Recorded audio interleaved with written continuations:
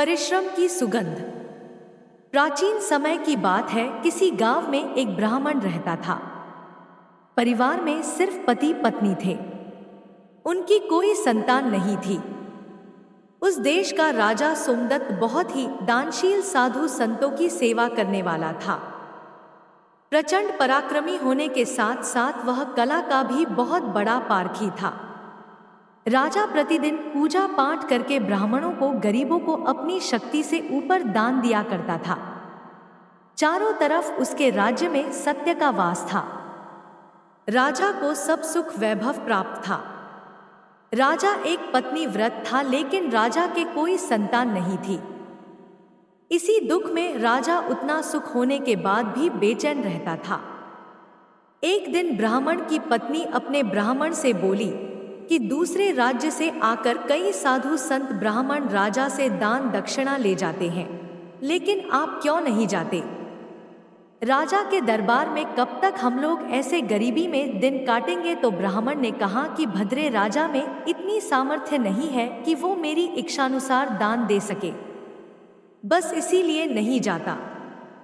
मैं नहीं चाहता कि मेरे कारण राजा का मान भंग हो। एक दिन ब्राह्मणी जिद में आ गई और ब्राह्मण को राजा के पास जाना पड़ा। राजा अपने दरबार में राजकाज में व्यस्त था। उसी समय प्रहरी सूचना लाया कि एक ब्राह्मण देव द्वार पर पधारे हैं। राजा स्वयं उठकर गया और उन्हें अंदर लाया, उचित स्वागत सत्कार किया और उनसे आने का कारण पूछा। ब्राह्मण ने कहा कि हे राजन, हम आपके पास एक याचक बनकर आए हैं, आपसे कुछ दान चाहिए। राजा ब्राह्मण के चरणों में नमन करते हुए बोला कि मैं किसी को दान करूं ये मेरी हस्ती नहीं है, बस प्रभु के प्रसाद स्वरूप कुछ द्रव्य आदि दे देता हूं। राजा की इस विनय ने ब्राह्मण को मोह लिया। ब्राह्मण बोला, राजन, हमें अधिक कुछ नहीं चाहिए। तब राजा ने कहा कि हे विप्र श्रेष्ठ, आप आदेश कीजिए, आपको क्या चाहिए? मैं वचन देता हूं कि आपको निराश नहीं होना पड़ेगा।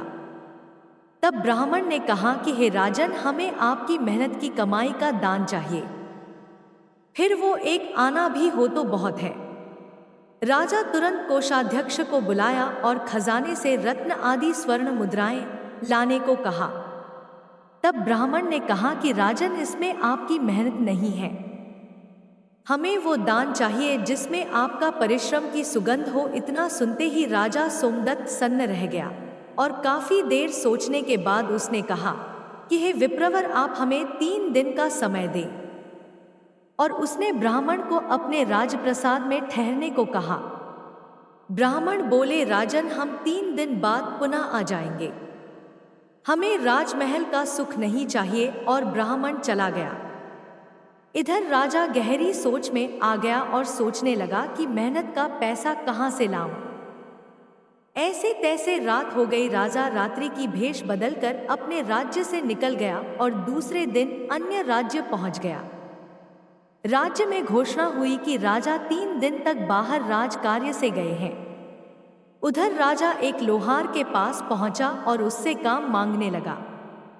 लोहार ने उसे अपने पास रख लिया और लोहा पीटने के काम में लगा दिया।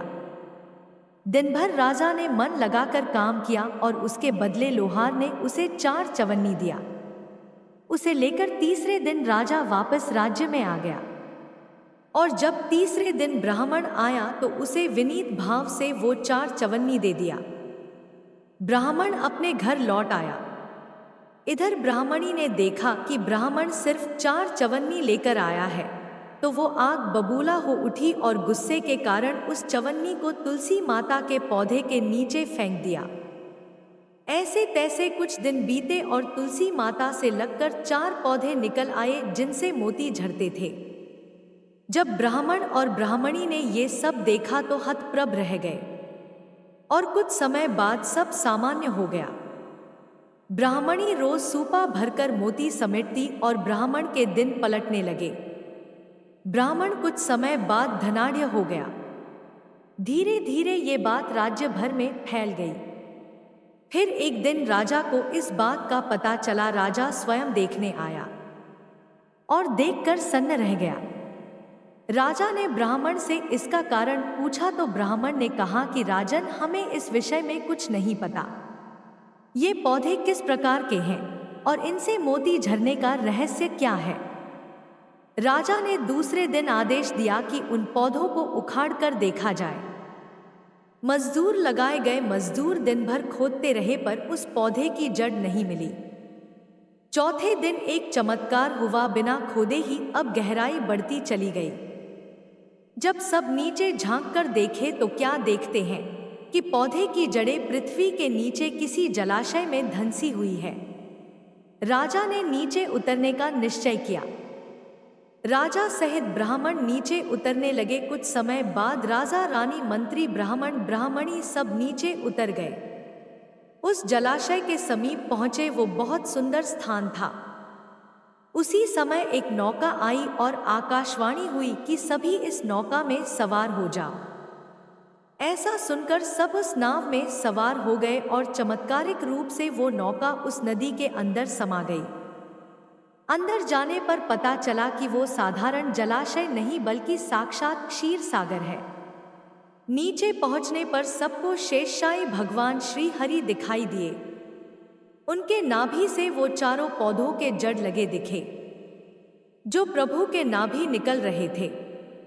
राजा सहित सब ये देखकर आश्चर्यचकित रह गए और इसका रहस्य पूछने लगे। तब प्रभु ने कहा, राजन सोमदत्त, ये पौधे उस चवन्नी रूपी बीज से उत्पन्न हुए हैं जो तुमने ब्राह्मण को दिए थे। ब्राह्मणी ने तो उसको ऐसे ही फेंक दी और हमें ये लीला करनी पड़ी। प्रभु के साक्षात दर्शन होने के बाद राजा सहित सभी लोग प्रभु की स्तुति करने लगे। भगवान श्री नारायण ने कहा कि हे ब्राह्मण, हे राजन, हमारा दर्शन अमोघ है, आता कोई वर मांगो। दोनों ने पुत्र प्राप्ति का वर मांगा और समय बीतने पर दोनों के घर सुंदर पुत्र उत्पन्न हुए और सब आनंद से रहने लगे। कथा का सार, बड़े बड़े राजमहलों और अरबों खरबों की कमाई से भी अनमोल मेहनत से कमाए गए कुछ पैसे हैं जिसमें साक्षात महालक्ष्मी का वास होता है। इसी कारण कहा जाता है, पुण्य का जड़ पाताल में होता है। ये कथा पद्म पुराण की है। श्री विष्णु पुराण में भी ये कथा आती है। अघन गुरुवार को जो माता महालक्ष्मी की पूजा होती है उसमें ये कथा सुनाई जाती है।